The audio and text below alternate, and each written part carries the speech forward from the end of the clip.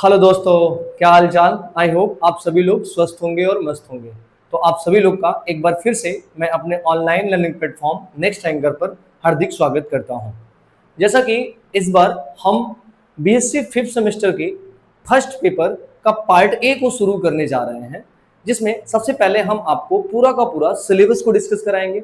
बेटा, ये वाली जो लेक्चर होने वाली है वो आप लोगों के लिए, चाहे वो जिस भी यूनिवर्सिटी में पढ़ता होगा, एनईपी 2022 का अगर उसके पास सिलेबस रिगार्डिंग होगा तो वो सभी यूनिवर्सिटी के लिए अप्लीकेबल होगा और ये कंपलसरी पेपर होता है। तो हम उसी पेपर को शुरू करेंगे जिस पेपर का नाम है ग्रुप एंड रिंग थियरी। तो मोस्ट इंपॉर्टेंट लेक्चर होने वाला है आप लोगों के लिए, ये पहली लेक्चर है। तो हर चीजों को हर एक डिटेल्स में हम पढ़ेंगे और साथ ही में आपको जितने भी थ्योरम होंगे, जितने भी एग्जाम्पल होंगे, हम आपको वो भी बताएंगे बेटा कि कौन सा आपके एग्जाम में आने की चांसेस है और कौन आपके एग्जाम में आ चुका है। तो ओवरऑल मिला के हम पूरी की पूरी एक कंटेंट देंगे जिसमें पूरे के नोट्स भी शामिल होंगे और हर एक लेक्चर की आपको नोट्स आपके लिंक में डाल दिया जाएगा। तो ये क्लासेस बिल्कुल फ्री रहेंगी और पूरा सिलेबस रहेगा जिसमें 4 यूनिट है, चारों यूनिट कवर कराया जाएगा, वो भी यूट्यूब चैनल नेक्स्ट रैंकर पे, जो कि बिल्कुल फ्री है। तो आते हैं, थोड़ा सा डिस्कशन करते हैं। जैसा कि यहां पे आप देखेंगे तो बीएससी सेम फिफ्थ को शुरू किया जा रहा है, मैथमेटिक्स पार्ट ए, जिसका नाम है पेपर का group and ring theory. Paper का नाम है group and ring theory. Paper का नाम है ग्रुप एंड रिंग थ्योरी, ठीक है, जिसमें आपको ये क्लासेस पूरी की पूरी फ्री मिलेगी नेक्स्ट रैंकर यूट्यूब चैनल पे। चारों यूनिट की जो क्लासेस है वो फ्री है। तो बेटा आगे चलते हैं, समझना बात को थोड़ा सा। इसमें हमने एक चार्ट बनाया है जिसमें हम बता रहे हैं कि मैथमेटिक्स हमारा जो फिफ्थ सेमेस्टर का है वो पेपर फर्स्ट है और एक पेपर सेकंड है। इस बार आप लोग को फिफ्थ सेमेस्टर में है तो मैथमेटिक्स की 2 पेपर देनी पड़ेगी और हर एक पेपर में 8-8 यूनिट है। तो टोटल मिला के कितने यूनिट हुए? 16 यूनिट हुए। यानी इस पेपर में भी आपके पास 8 यूनिट है और इस वाले भी पेपर में कितने यूनिट है आपके पास? 8 यूनिट। अब ध्यान रहे, जो ये पेपर है आपका पेपर फर्स्ट, जो पेपर फर्स्ट है वो कंपलसरी पेपर है बेटा। वो चाहे आप जिस भी यूनिवर्सिटी में पढ़िए, वो पेपर आपके लिए क्या है? कंपलसरी है। मतलब वो पेपर आपको देना 100% श्योर है, यानी कंपलसरी पेपर है। यानी इस पेपर फर्स्ट में 2 पार्ट है। Part A group and ring theory, इस पेपर का नाम है ग्रुप एंड रिंग थ्योरी।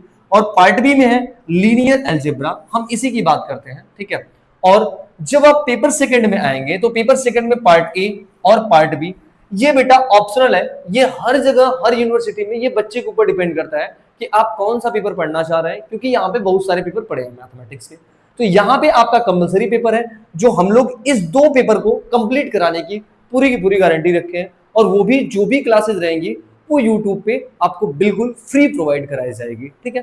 तो जैसे जब हम पार्ट ए की बात करेंगे तो part A group and ring theory जिसको हम पढ़ाएंगे, और ये लीनियर अलजेब्रा जो आपकी क्लासेस ऑलरेडी पहले से चल रही है, जिसको प्रदीप सर आपको अच्छे तरीके से पूरा का पूरा डील करा रहे होंगे, जिसमें वेक्टर स्पेस है, लीनियर अलजेब्रा है, वो आपके लिए बहुत बेहतरीन कंटेंट चल रहा है, वो सीरीज चल रहा है और आप उसको देखने की पूरी कोशिश करिए, क्योंकि वो भी वेरी इंपॉर्टेंट है और वो 4 यूनिट वहां से कवर होगा। और आज ये क्लासेस हम शुरू करेंगे ग्रुप एंड रिंग थ्योरी की। अब ग्रुप एंड रिंग थ्योरी में जब हम बात करेंगे तो ग्रुप और रिंग थ्योरी ये पेपर आपको मैं पूरा पढ़ाऊंगा, जिसमें आपको 4 यूनिट कंटेंट दिया जाएगा। ओके, तो आते हैं अब हर एक चीजों को बात समझते हैं। मतलब मैथमेटिक्स पेपर फर्स्ट का पार्ट ए जिसका नाम है ग्रुप एंड रिंग थ्योरी, इसमें टोटल 4 यूनिट है और वो चारों के चारों यूनिट मैं आपको बेटा अच्छे तरीके से, लगभग जो भी मेरा अटेंड होगा या जो भी मेरा कंटेंट होगा, या मैं पूरी की पूरी अपनी बेस्ट आपको देने की ट्राई करूंगा बेटा, ठीक है। तो इसके लिए ध्यान रहे, ग्रुप एंड रिंग थ्योरी के लिए आप लोग नॉर्मली थर्ड सेम में ग्रुप पढ़ के आए हैं, तो हर चीजें जो थर्ड सेमेस्टर में पढ़ के आए रहेंगे मैं उसको भी बताता रहूंगा कि ये कैसे हुआ है, क्योंकि आपको थर्ड सेमेस्टर के ग्रुप की जो बेसिक नॉलेज है वो इस पेपर में कंपलसरी है। जैसे ग्रुप क्या होता है, सब ग्रुप क्या होता है, सब ग्रुप की प्रॉपर्टी क्या होती है, अबेलियन क्या होता है, मुझे अगर सब ग्रुप प्रूव करना है तो क्या प्रूव करना होता है। तो वो हर चीजें अगर आपको नहीं भी वो आती है, भूल भी गए हैं, तो हम जब ये पूरा का पूरा कंटेंट आपके लिए कराएंगे तो हम हर एक क्वेश्चन को कवर कराएंगे, इसकी हमारी टोटली गारंटी है। ओके बेटा, तो आगे आते हैं, समझते हैं बात को। और जैसे कि समझिएगा, हाँ, यहां पर है one one function and unto function. पहले बेसिक हमको शुरू करना है, मैं हर एक बेसिक बताऊंगा क्योंकि हम सिलेबस में आएंगे तो आपको ये नहीं महसूस होने देंगे कि ये चीजें आपको नहीं आ रही है, ठीक है। तो सबसे पहले वन वन फंक्शन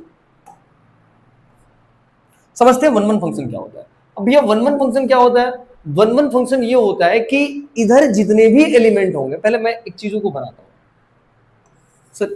कोई एक फंक्शन है जो कि ए से बी पे डिफाइन है, कोई एक फंक्शन है जो कि ए से बी पे क्या है, डिफाइन है। ओके, इतनी बातें ठीक है। अब थोड़ा समझना, अब ए में यहां पे ए बी सी डी चार एलिमेंट और यहां पे 1 2 3 एलिमेंट।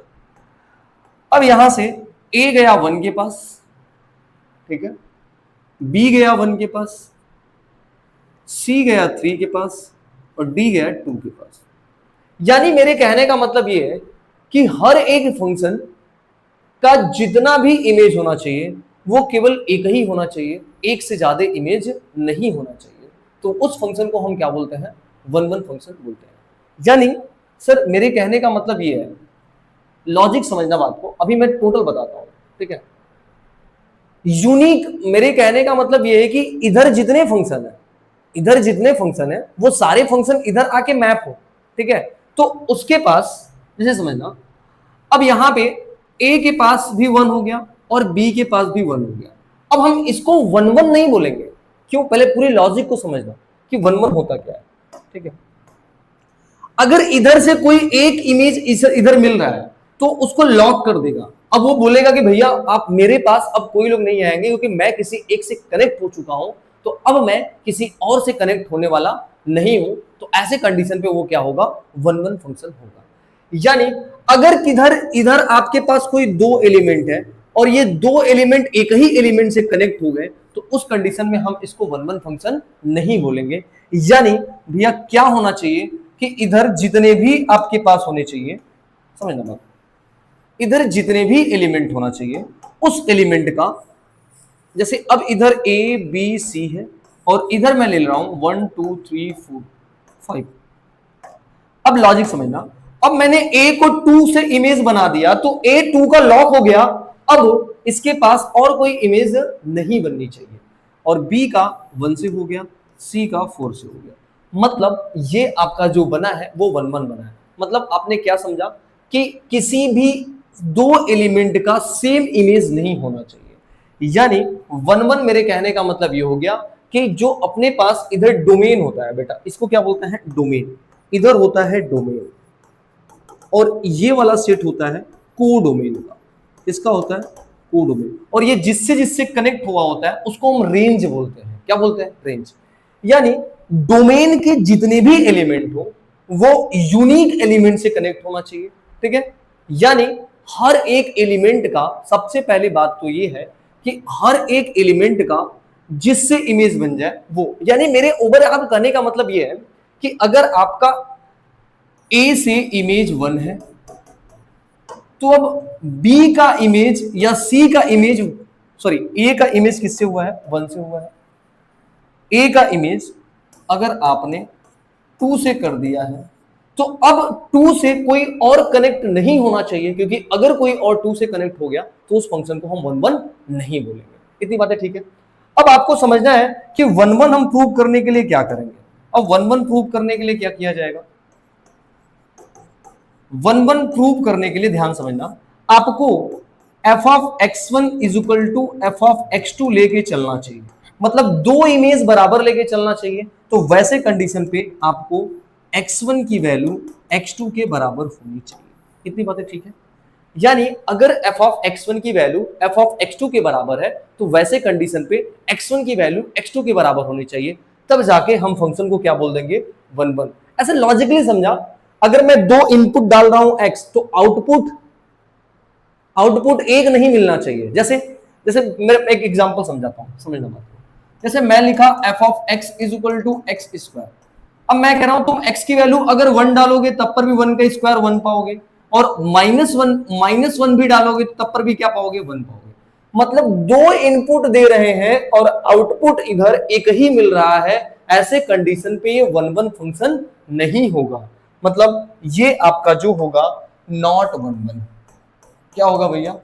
Not one one. यानी इतनी बातें समझ में आ गई कि एक इनपुट है इधर, एक और दो इनपुट डाल रहे हैं, तो इधर जो अपने पास आउटपुट मिलना चाहिए वो दो ही मिलना चाहिए, मतलब जितने इनपुट उतने आउटपुट, मतलब जितने पॉइंट को हम डाल रहे हैं उतने पॉइंट इधर बाहर मिलने चाहिए। वैसे फंक्शन को हम क्या बोलेंगे? One one. और वन वन कैसे प्रूव करेंगे? जब भी वन वन आपको शो करना होगा fx1 is equal to fx2 लेके चलेंगे और x1 is equal to x2 क्या करेंगे? प्रूव करेंगे। क्या इतनी बातें ठीक है? ठीक है, ठीक है, फिर इसको आप लीजिए।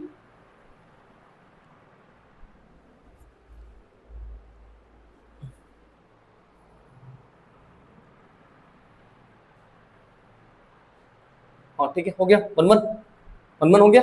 आते हैं वन टू पे। अब अनटू क्या होता है समझना बेटा। अब अनटू के कंडीशन में, अनटू के कंडीशन में अगर कोई एक फंक्शन एफ ऑफ ए से बी पे ज्वाइन है, ये डिफाइन है, ए से बी पे क्या है? डिफाइन है। तो सर जो इस बार रेंज होना चाहिए वो कोडोमेन के बराबर होना चाहिए। किसके बराबर होना चाहिए? कोडोमेन के बराबर होना चाहिए। यानी मेरे कहने का मतलब ये है कि हम जिस जिस एलिमेंट से कनेक्ट होते हैं वो रेंज होता है, और पूरा का पूरा सेट क्या होना चाहिए? कोडोमेन होता है।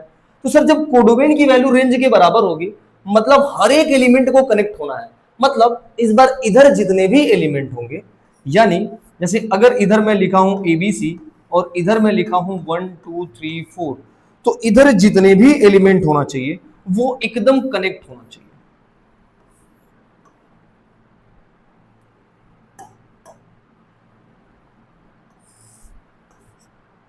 एक मिनट,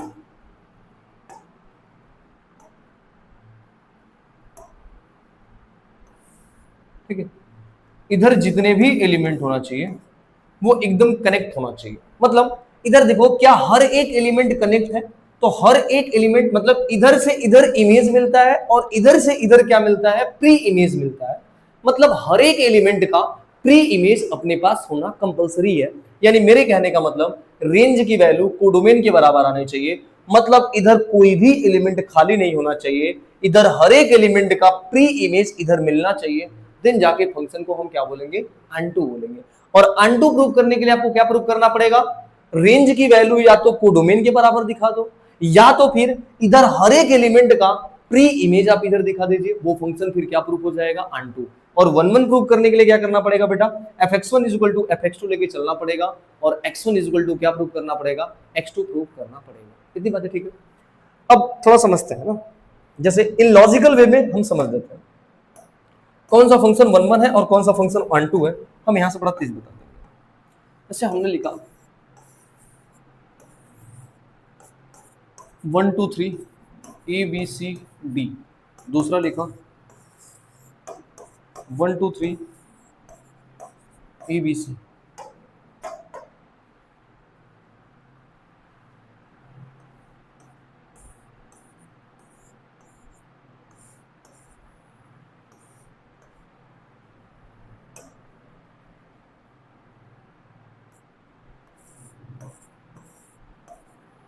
अब थोड़ा समझना, हमें बताना है कौन सा फंक्शन वन वन है और कौन सा फंक्शन अनटू है। तो जब हम यहां पे आएंगे तो देखना, वन का इमेज ए से लॉक हुआ, तो सर टू का इमेज भी ए से लॉक हो जा रहा है, मतलब दो इनपुट पे एक आउटपुट मिल रहा है। सर ये वन वन तो नहीं होगा, वन वन नहीं हो। अच्छा, अगर वन वन नहीं होगा तो अनटू हो जाए, ये जरूरी नहीं है, बात को समझना, ठीक है सर। अब यहाँ पे वन वन में नहीं है सर, इधर दो एलिमेंट का तो इमेज ही नहीं मिला है, मतलब इस दो एलिमेंट का इधर प्री इमेज नहीं मिल रहा है, मतलब ये ना तो नॉट वन वन है और नहीं ये क्या है? Not unto. ओके, अब यहां पे आना, जब यहां पे तुम आओगे तो सर वन का इमेज वन से, टू का इमेज सी से, थ्री का इमेज बी से, हर एक इनपुट पे अलग आउटपुट है, मतलब ये फंक्शन क्या है? वन वन है। सर यहां पे हम देख रहे हैं कि हर एक एलिमेंट का प्री इमेज मिला है, हर एक एलिमेंट कनेक्ट हो गया है, तो मतलब ये क्या है सर? Unto B. ओके, इतनी बात समझ में आ गई? यानी अब हम कैसे प्रूव कर लेंगे? फॉर प्रूफ,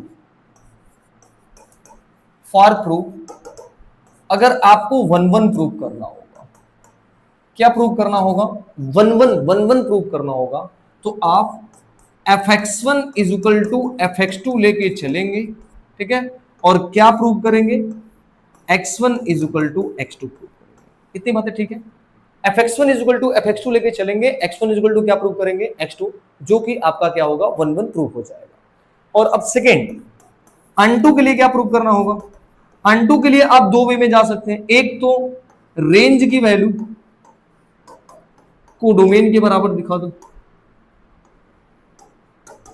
और दूसरा आप दिखा दो pre image of every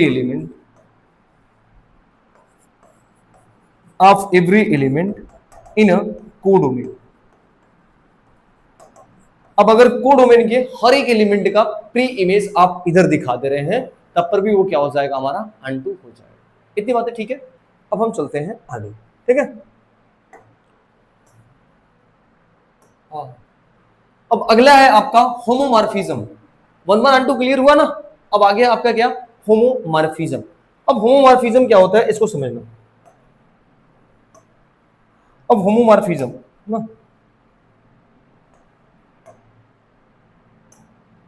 homomorphism क्या होता है, होमोमॉर्फिज्म क्या कह रहा है कि let F of G to G dash, कोई एक फंक्शन है F of G to G dash define हो, वेयर जी ओ जो है वो ग्रुप है। ये देखो लिखने का तरीका, जी कॉमा ओ मतलब जी ग्रुप है, ऑपरेशन ओ, ऑपरेशन मतलब प्लस माइनस, आपने पढ़ के आया होगा ना ग्रुप में ऑपरेशन, और जी डैश जो मेरा है वो ओ डैश के रिस्पेक्ट में क्या है, ग्रुप है। तो F of A operation B is equal to F of A O dash operation O dash operation F of B. Then हम फंक्शन को क्या बोलेंगे, होमोमॉर्फिज्म। यानी मेरे कहने का मतलब ये है कि होमोमॉर्फिज्म अगर आपको फंक्शन को दिखाना है तो स्ट्रक्चर प्रिजर्विंग प्रॉपर्टी को होल्ड करना चाहिए। मतलब अगर इधर फंक्शन कंबाइंड में है तो इधर फंक्शन टूट जाए, और टूटे तो जो इधर जो ऑपरेशन है उसमें ब्रेक हो। जैसे मेरी लॉजिकल समझना, जैसे मैं बोल रहा हूं कि मैंने एक कोई जी से जी डैश एक ग्रुप लिया, ठीक है, कोई एक जी से जी ग्रुप लिया। अब यहां पे एक कोई फंक्शन ले रहा हूं मैं, F of X is equal to E to power X. अब लॉजिकल समझना क्या है, ई की पावर एक्स। अच्छा, अब ध्यान रहे ये वाला जो ग्रुप है वो प्लस के रिस्पेक्ट में है, और ये वाला जो ग्रुप है वो डॉट के रिस्पेक्ट में, ठीक है। ये वाला जो ग्रुप है वो प्लस के रिस्पेक्ट में है, और वो वाला जो ग्रुप है वो किसके रिस्पेक्ट में है, डॉट के रिस्पेक्ट में। अब थोड़ा समझना, मैंने बोला कि हम दो पहले एलिमेंट लेंगे, एफ ऑफ ए, सर इधर ऑपरेशन इधर का और इधर का ऑपरेशन क्या है, plus, F of A plus B. अगर x होता है तो e के पावर x दे रहा है, a प्लस बी है तो e के पावर क्या देगा, a प्लस बी देगा।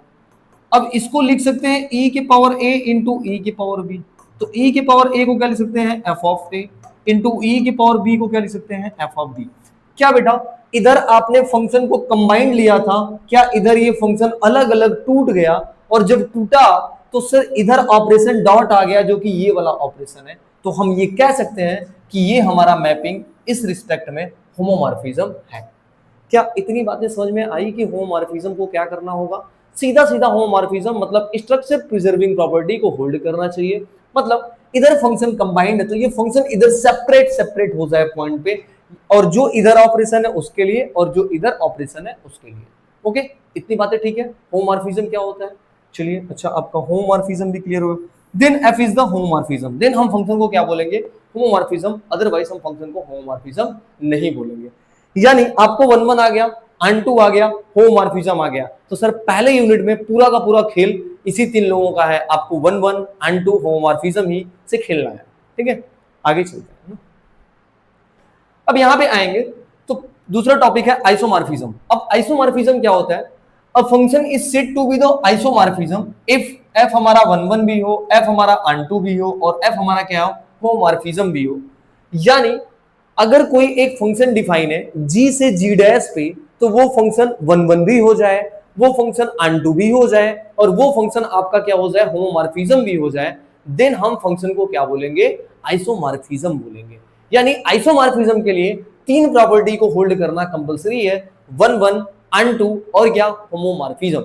और 1 1 अनटू जो होता है उसको बाइजेक्टिव भी बोलते हैं, इस बात को ध्यान रखिएगा। यानी if F of G to G dash is a isomorphism, कोई जी से जी डैश एक आइसोमॉर्फिज्म है, तो हम उसको लिख सकते हैं जी आइसोमॉर्फिक, ये जो साइन है वो आइसोमॉर्फिक टू जी डैश। यानी इतनी बातें ठीक हो गया। आइसोमॉर्फिज्म के लिए हमें क्या दिखाना पड़ेगा, वन वन अनटू, और क्या दिखाना पड़ेगा, होमोमॉर्फिज्म। ओके, इतनी बातें ठीक है, आगे चलते हैं। अब आपका जो टॉपिक है यहां से शुरू होता है बेटा, यहां से आपका टॉपिक शुरू होता है, जो कि ये टॉपिक आपके सिलेबस से शुरू होता है। पहला है ऑटोमॉर्फिज्म। अब ऑटोमॉर्फिज्म क्या होता है बेटा, बड़े आराम से समझिएगा ना ऑटोमॉर्फिज्म, क्योंकि थोड़ी सी सेम डिफरेंशन है, माइनर डिफरेंस है, उस माइनर डिफरेंस को ही समझना है। कह रहा है isomorphic image, isomorphic image of a group G, ठीक है। आइसोमॉर्फिक इमेज, आइसोमॉर्फिक इमेज मतलब आइसोमॉर्फिज्म हो, आइसोमॉर्फिक इमेज मतलब इधर से इधर जो फंक्शन डिफाइन है वो आइसोमॉर्फिज्म होना चाहिए। ग्रुप जी अनटू इटसेल्फ, और वो खुद में ही अनटू हो जाए, अनटू इटसेल्फ, एक आइसोमॉर्फिक इमेज हो और वो अनटू इटसेल्फ होना चाहिए। इटसेल्फ होने का मतलब सर, पहले तो एक चीज समझना कि अगर आपको अनटू प्रूव करना है तो जो सेट इधर हो वही सेट इधर हो, मतलब ये सेम सेट के लिए लागू होगा। पहले इतनी बातें समझ में आ गया, सेम सेट के लिए लागू होगा। अभी आपने बोला कि अगर आप जी लिख रहे हैं तो जी से कहां रहना पड़ेगा, जी में, तो यही तो कह रहा है अनटू इटसेल्फ, ये दोनों अपने में ही अनटू हो जाए, ये दोनों अपने में ही क्या हो जाए, अनटू हो जाए, तो ऐसे फंक्शन को हम क्या बोलेंगे, ऑटोमॉर्फिज्म बोलेंगे। यानी सेम डेफिनेशन एकदम है आइसोमॉर्फिज्म का। आपको क्या करना है कि वो आइसोमॉर्फिक इमेज हो, वो क्या हो, आइसोमॉर्फिक इमेज हो, और group G onto itself is called the automorphism. यानी ऑटोमॉर्फिज्म के लिए आपको वन वन प्रूव करना पड़ेगा, अनटू प्रूव करना पड़ेगा, होमोमॉर्फिज्म प्रूव करना पड़ेगा, तब जाके वो हमारा क्या होगा, ऑटोमॉर्फिज्म होगा। और सेम कहानी आइसोमॉर्फिज्म के लिए भी है, लेकिन आइसोमॉर्फिज्म में ये वाला जो सेट है वो चेंज हो जाता है, पर ऑटोमॉर्फिज्म में ये दोनों के दोनों सेट कैसे होने चाहिए, सेम होने चाहिए, मतलब जो डोमेन का हो वही किसका हो, को डोमेन का हो, तब वो खुद में ही अनटू होगा, जिसको हम क्या बोलेंगे, ऑटोमॉर्फिज्म बोलेंगे। यानी आपको ऑटोमॉर्फिज्म आई थिंक क्लियर हो गया होगा कि क्या होता है ऑटोमॉर्फिज्म। मैं यहाँ पे कुछ नोट लिखा हूं, एफ ऑफ जी से जी, देखो यहाँ पे जी है तो यहाँ पे भी क्या बना है, जी, और ये वन वन भी हो और क्या हो, अनटू भी हो, and F of A operation B is equal to F of A operation B. आपको ये लग रहा होगा कि होमोमॉर्फिज्म की प्रॉपर्टी है, एकदम सही लग रहा है बेटा, ये होमोमॉर्फिज्म की प्रॉपर्टी है। ध्यान रखना, अगर दोनों सेट सेम है तो ऑपरेशन भी सेम होगा, इसलिए यहां ऑपरेशन ओ है तो यहां भी ऑपरेशन क्या है, ओ ही है। Then F is said to be the automorphism, then हम एफ को क्या बोलेंगे, ऑटोमॉर्फिज्म बोलेंगे। यानी ऑटोमॉर्फिज्म होने के लिए वन वन होना पड़ेगा, अनटू होना पड़ेगा, और ये क्या होना पड़ेगा, होमोमॉर्फिज्म, तब हम जाके बोलेंगे उसको क्या, ऑटोमॉर्फिज्म। देन हम जाके उसको क्या बोलेंगे, ऑटोमॉर्फिज्म बोलेंगे। क्या इतनी बातें ठीक है, हर चीजें आपको समझ में आ रही है? आई होप एक एक क्लियर बातें आपको सब अच्छे से समझ में आया होगा। मैंने बताया वन वन क्या होता है, अनटू क्या होता है, होमोमॉर्फिज्म क्या होता है, आइसोमॉर्फिज्म क्या होता है, और लास्ट ऑटोमॉर्फिज्म क्या होता है। सारे डेफिनेशन क्लियर रहना चाहिए, देन ही आपको क्वेश्चन लग पाएगा और थ्योरम सॉल्व हो पाएगा। क्योंकि बेटा थ्योरेटिकल पेपर में आपको डेफिनेशन एकदम एग्जैक्ट क्लियर होना चाहिए, और क्या करना है ये बातें भी क्लियर होना ही चाहिए। आगे आते हैं, रिमार्क। अब रिमार्क क्या कह रहा है समझना। रिमार्क, रिमार्क कह रहा है every identity function is a automorphism. वाह, बहुत अच्छा सा प्यारा सा एक रिमार्क है जो कि कभी कभी पूछ लिया जाता है। क्या कह रहा है कि every identity function is the automorphism. अब आइडेंटिटी फंक्शन क्या होता है बेटा, आइडेंटिटी फंक्शन क्या होता है कि जो इनपुट डालो वही आउटपुट निकले। मतलब अगर वन पुट कर रहे हैं तो आंसर क्या है, वन है, टू पुट कर रहे हैं तो आंसर क्या है, टू है, थ्री पुट कर रहे हैं तो आंसर क्या है, थ्री है। ऐसे फंक्शन को हम आइडेंटिटी फंक्शन बोलते हैं, और यही है identity function, I of G to G I X is equal to X, यानी एक्स डाला तो क्या मिला, आई एक्स। अब इसको मुझे ऑटोमॉर्फिज्म प्रूव करना है, तो सर ऑटोमॉर्फिज्म प्रूव करने के लिए क्या क्या प्रूव करना पड़ेगा। ऑटोमॉर्फिज्म के लिए हमको पहले तो वन वन दिखाना होगा, और दूसरा क्या दिखाना होगा, अनटू दिखाना होगा, और तीसरा क्या दिखाना होगा, होमोमॉर्फिज्म। बातें सही है कितनी, है ना, एकदम सही है ना। समझते हैं पहले। अच्छा एक चीज समझो, जितने भी आइडेंटिटी फंक्शन होते हैं एकदम ध्यान में रख लेना, बस आपको ये लिखना है, कहीं भी आइडेंटिटी फंक्शन आए वो 1 1 भी होता है और क्या होता है अनटू भी होता है। क्यों, समझ आते हैं बात को। सर देखना, अगर वो 1 1 है तो 1 रखोगे तो 1 मिलेगा, 2 रखोगे तो 2 मिलेगा, 3 रखोगे तो 3 मिलेगा, 4 रखोगे तो 4 मिलेगा, 5 रखोगे तो 5 मिलेगा। क्या हर एक एलिमेंट का यूनिक ही तो कनेक्ट हो रहा है, तो फंक्शन अनटू होगा कि नहीं होगा, होगा। सर इधर जितने भी एलिमेंट होंगे सेम इधर भी उतने ही एलिमेंट होंगे, तो क्या हर एक एलिमेंट कनेक्ट होगा कि नहीं होगा, तो सर इधर कोडोमेन और रेंज भी बराबर होगा। मतलब आपका ये फंक्शन 1 1 भी होता है और क्या होता है अनटू भी होता है। तो हम बस यहाँ पे लैंग्वेज लिखेंगे, we know, we know every identity function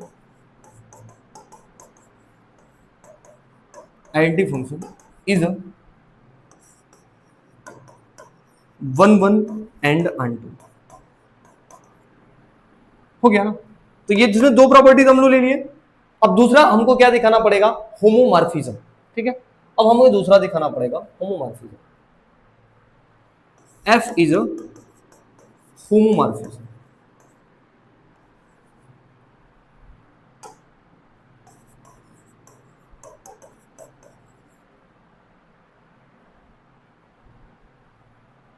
अरे रुक जा यार, क्या लिखा रहा है, होमोमॉर्फिज्म। अब देखना समझना, अब हम कैसे होमोमॉर्फिज्म को दिखाते हैं। ठीक है, अब होमोमॉर्फिज्म दिखाने के लिए क्या करना पड़ेगा, इधर कंबाइंड लेना पड़ेगा और इधर अलग अलग ब्रेक करना पड़ेगा ना। तो लेट हम लोग ए कॉमा बी बिलोंग कर ले रहे हैं जी से। ठीक है, जी पे डिफाइन है ना, जी पे डिफाइन कर ले रहे हैं। नाउ सर यहाँ पे एफ नहीं दिया है, क्या दिया है, आई दिया है, तो आई ही आप यूज करेंगे। आई ए ऑपरेशन बी। अब ये अलग अलग ब्रेक हो जाएगा, आई ए ऑपरेशन आई बी पे ब्रेक हो जाएगा, तो हम उसको क्या बोल देंगे, होमोमॉर्फिज्म बोल देंगे। एकदम शाम से, एकदम इसको समझो, अगर ये x है, सर यहाँ पे x है तो यहाँ पे निकाल के क्या दे रहा है, x दे रहा है। अच्छा तो इसको x समझो, अगर ये x है तो उठा के इधर क्या देना चाहिए, x देना चाहिए, मतलब a ऑपरेशन b ही देना चाहिए कि नहीं, एकदम सेम बात है। अब जिस तरीके से अगर इधर x है तो उसको हम क्या लिख सकते हैं, ix लिख सकते हैं। सर इस a को क्या लिख सकते हैं बताना, ia लिख सकते हैं। इस ऑपरेशन को ऐसे रहने दो, इस b को क्या लिख सकते हैं, ib लिख सकते हैं।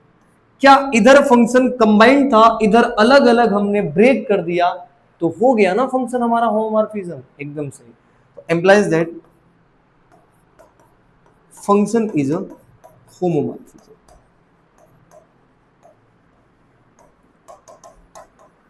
और जैसे ही आपका फंक्शन होमोमॉर्फिज्म हो गया, 1 1 भी हो गया, अनटू हो गया, अगर तीनों बातों को वो होल्ड कर लिया है, तो हम बोलने के लिए तैयार हैं कि हमारा फंक्शन क्या है, ऑटोमॉर्फिज्म है। यानी अब हम बोलेंगे हेंस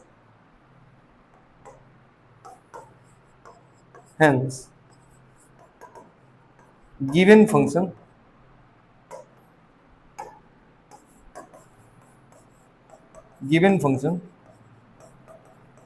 इज अ ऑटोमॉर्फिज्म।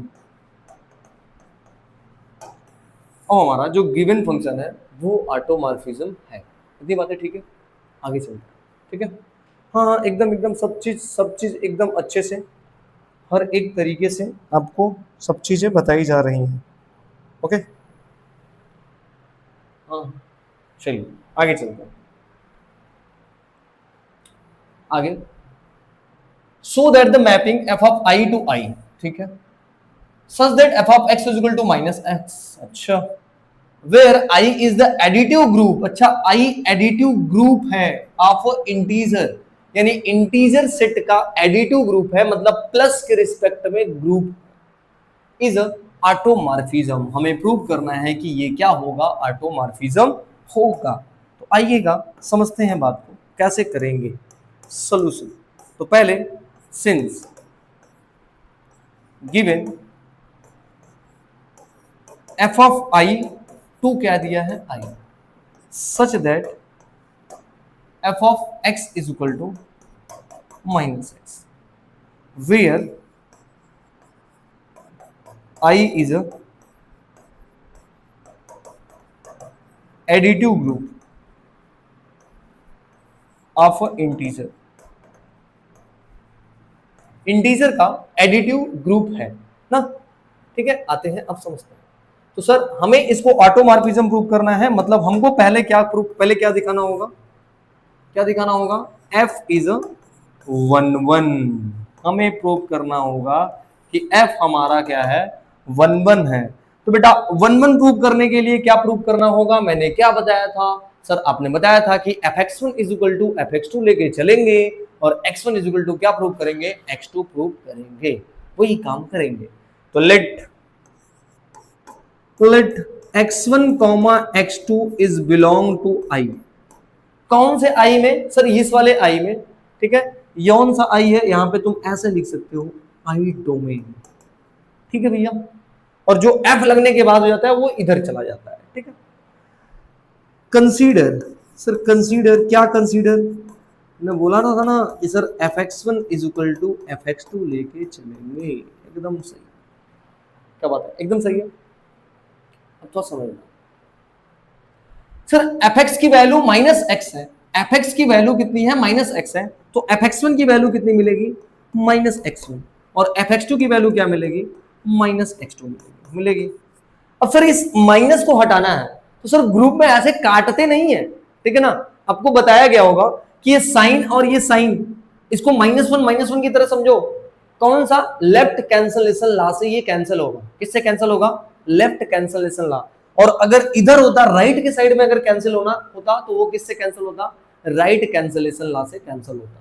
यानी आप इसको ऐसे लिख सकते हो, -1 x1 इज इक्वल टू, या नहीं भी लिखेंगे तो बस आप सीधे लिख लीजिएगा x1 इज इक्वल टू क्या आ जाएगा, x2, और ये माइनस हम लोगों ने कैंसिल कर दिया है लेफ्ट कैंसिलेशन से। सर लेफ्ट में रहेगा तो लेफ्ट कैंसिलेशन ला, राइट में होगा तो क्या होगा, राइट कैंसिलेशन ला, यानी आरसीएल के तहत होगा।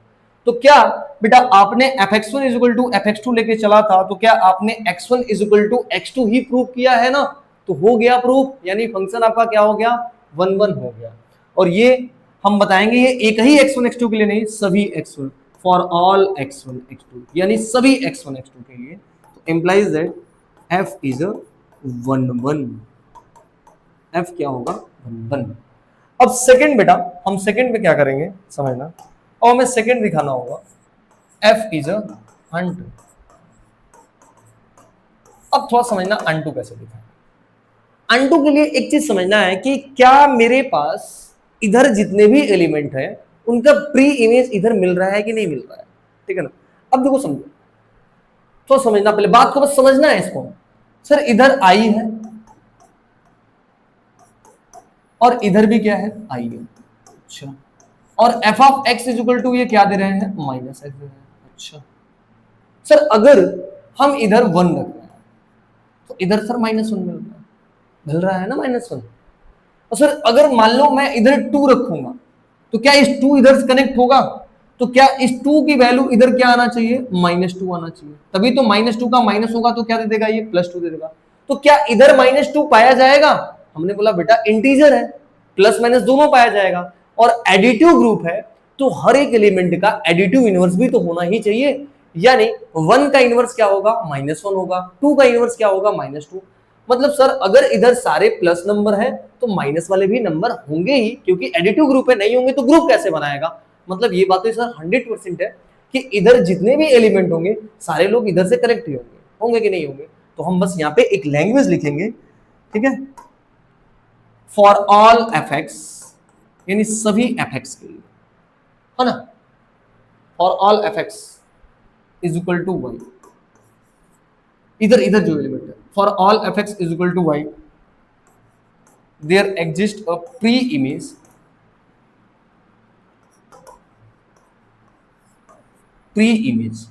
there exists a pre-image, ठीक है ना, pre-image that is -x, pre-image -x in a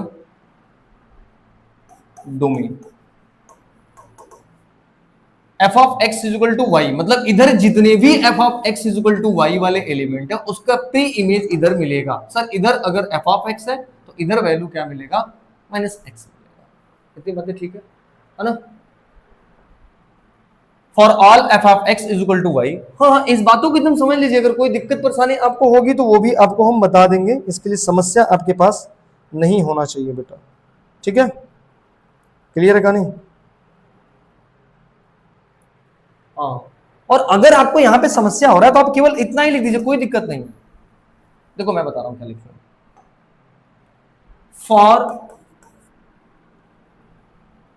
for all F X in codomain, ध्यान रहे जो इधर कोड जो कितनी एफ एक्स इधर आएगा, for all F X in a codomain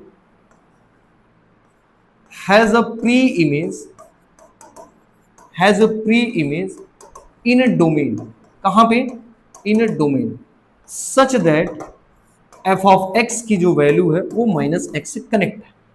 इतनी बातें ठीक है, कोई दिक्कत कोई परेशानी समस्या नहीं है, ठीक है। ठीक है, F of X is equal to क्या, माइनस एक्स। इतनी बातें हैं, बस आप लिख देना। अगर आपको समझ में आ गया कि इधर के सारे एलिमेंट कनेक्ट है कि नहीं, कनेक्ट है। और अगर प्रूव करने की बातें आएंगी तो बेटा प्रूव करना भी बताएंगे। अनटू प्रूव करने के लिए आप फंक्शन को वाई लेट कर लो, वाई को सॉल्व करते जाओ, एक्स की वैल्यू निकालो, sorry F X equal to Y कर दो, ठीक है। अब आप वहां से एक्स की वैल्यू निकालो और कंपैरिजन कर लो, अगर मिल जाएगा तो ठीक, नहीं तो कोई बात नहीं, ठीक है। वहां से भी हो जाएगा, और ये तो सीधा था, हमको दिख रहा था इसलिए मैंने बस लिख दिया। ओके, तो सर ये फंक्शन वन वन भी है और हमारे पास फंक्शन क्या है, अनटू भी है। अब हम आगे चलते हैं, अब हम क्या दिखाएंगे, होमोमॉर्फिज्म। एक लास्ट क्या बच गया फंक्शन हमारा, homomorphism. F is a homomorphism. अब हमें फंक्शन को होमोमॉर्फिज्म दिखाना है, क्या दिखाना है, तो होमोमॉर्फिज्म के लिए वही काम आपको करना पड़ेगा, दो एलिमेंट लेना पड़ेगा। लेट ए और बी ले लेंगे, एक्स वाई ले ले, सर एक्स वाई ले ले, चलो let X comma Y is belong to Y. हमने एक्स और वाई को कहां ले लिया, आई में। कौन सा आई में, सर डोमेन वाले में लेते हैं। एक चीज एकदम भूल जाओ सर, कंफ्यूज मत होना, इधर जो फंक्शन होंगे x1 x2 एलिमेंट होंगे, और इधर जो फंक्शन होंगे वो fx fx2 fx ऐसे टाइप के एलिमेंट होंगे। तो इधर जो होगा वो को डोमेन है, और इधर जो है आपका वो क्या है, डोमेन है। इतनी बातें ठीक है, चलो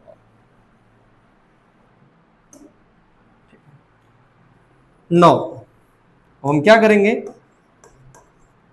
f of x, sir plus लेंगे ऑपरेशन, क्योंकि उन्होंने बोला है एडिटिव आइडेंटिटी।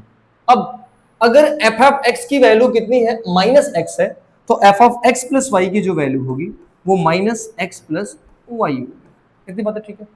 अब इसको कैसे लिखेंगे समझना आपको, सर इस माइनस एक्स प्लस वाई है, तो सर ये माइनस है तो इसमें क्या जाएगा, सर ये भी माइनस हो जाएगा और ये भी क्या हो जाएगा, माइनस हो जाएगा। इतनी बात है, ठीक है ना। अब आप इसको कैसे लिखेंगे बात को समझना बेटा, मैं इसको ऐसे बता रहा हूं इसी जगह से, सर ये माइनस एक्स और प्लस ये आपका हो गया माइनस वन।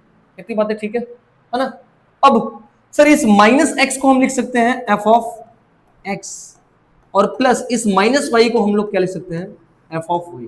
क्या इतनी बातें आपको समझ में आ रही हैं कि एफ ऑफ एक्स और एफ ऑफ वाई हमने कैसे लिखा इनको, ठीक है।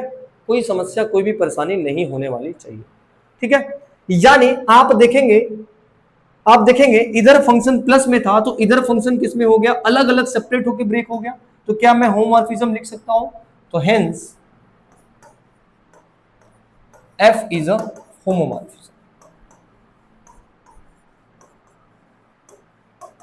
F is a homomorphism. अब आपका फंक्शन वन वन भी हो गया, अनटू भी हो गया, और होमोमॉर्फिज्म भी हो गया। तो क्या अब हम फंक्शन को ऑटोमॉर्फिज्म बोल सकते हैं, तो यस सर बोल सकते हैं। तो यानी therefore f of therefore given function is a automorphism. क्या इतनी बातें समझ में आई? अभी कंफ्यूज मत होना, अभी तो एक ही क्वेश्चन लगाया है सर, बहुत क्वेश्चन अभी हम लगाएंगे। हम 1 1 ऑन 2 एकदम रटा देंगे, घबराओ मत, एकदम निकल जाएगा। आपको लैंग्वेज लिखना आना चाहिए, और कभी कभी क्वेश्चन में सॉल्व भी करना होता है तो सॉल्व भी करा देंगे। आपको 1 1 आ गया, ऑन 2 आ गया, होमोमॉर्फिज्म आ गया, देन आपको ऑटोमॉर्फिज्म भी आ गया। ठीक है, यही आपका पूरा पहला यूनिट है, ग्रुप ऑफ ऑटोमॉर्फिज्म, और हम इसको डिटेल्स में पढ़ेंगे और इसी तरह क्लासेस चलती रहेंगी। तो अभी ये आज का पूरा आपके लिए इंट्रो था। आई होप, मुझे पूरा विश्वास है कि आपको ये लेक्चर पूरे अच्छे से समझ में आया होगा। फिर भी अगर कोई एनी डाउट, एनी कोई परेशानी होगी तो उस समस्या को रिजॉल्व करने के लिए हम फिर से आपके उस टॉपिक को कवर कर सकते हैं, लेकिन उसके लिए आपको हमें कमेंट बॉक्स में बताना पड़ेगा। तो इसी के साथ आज के लिए इतना ही। तब तक के लिए आप लोग इसी तरीके से बने रहिए हमारे साथ इस नेक्स्ट रहकर यूट्यूब चैनल से, और ये पूरी क्लासेस आपके लिए बिल्कुल फ्री होती जा रही है। ठीक है बेटा, तब तक के लिए हम बाय बाय बोलते हैं। जय हिंद। ठीक है।